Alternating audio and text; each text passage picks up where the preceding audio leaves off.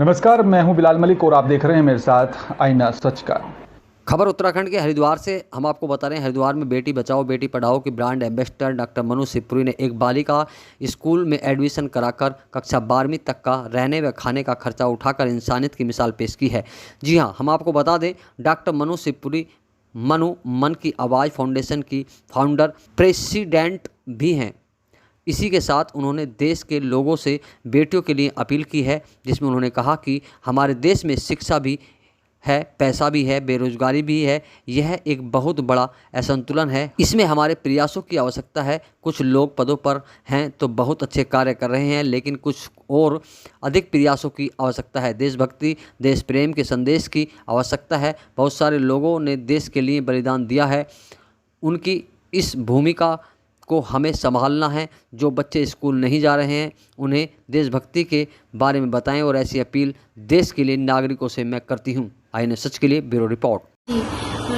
मैं doctor Manu Shivpuri, brand ambassador Beti Bachao Beti Padhao. बेटियों के लिए मेरा स्पेशली वर्क रहता है, क्योंकि मेरा मन होता है कि क्यों ना एक जो भेदभाव है, बेटियों के साथ भेदभाव है, उसे अपने लेवल से भी कुछ क्षेत्र में भी मैं कर पाऊँ तो मुझे खुशी होगी।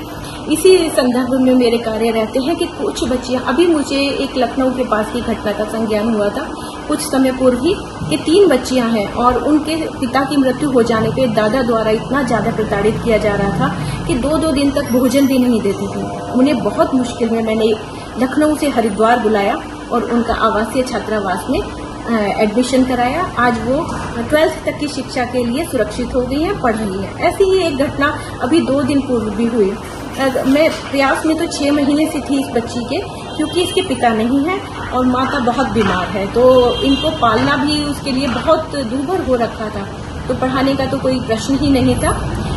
इसकी जब मुझे जानकारी मिली तो मैंने इसके लिए प्रयास आरंभ किए और बहुत जगह मैंने बात की, लेकिन कहीं एडमिशन नहीं हो पा रहा था, क्योंकि बच्ची 10 वर्ष से अधिक हो गई थी। तो फिर अब जाकर मेरे 6 महीने के समय के उपरांत आवासीय छात्रावास में उसका एडमिशन हो चुका है और बच्ची बहुत खुश है। वहाँ पे उसको खेलने के बहुत सारे खिलौने हैं, बहुत सारे स्पोर्ट्स का जगह है, ग्राउंड है, और यूनिफॉर्म पहनकर स्कूल गई तो वो बच्ची बहुत खुश थी कि पहली बार उसने इस आयु में पहली बार यूनिफॉर्म पहनी और बहुत खुशी से वो स्कूल गई है। तो ईश्वर उसे आशीर्वाद दे और उसका सुखद भविष्य दे। हमारे देश में शिक्षा भी है, पैसा भी है, बेरोजगारी भी है, ये एक बहुत बड़ा असंतुलन है।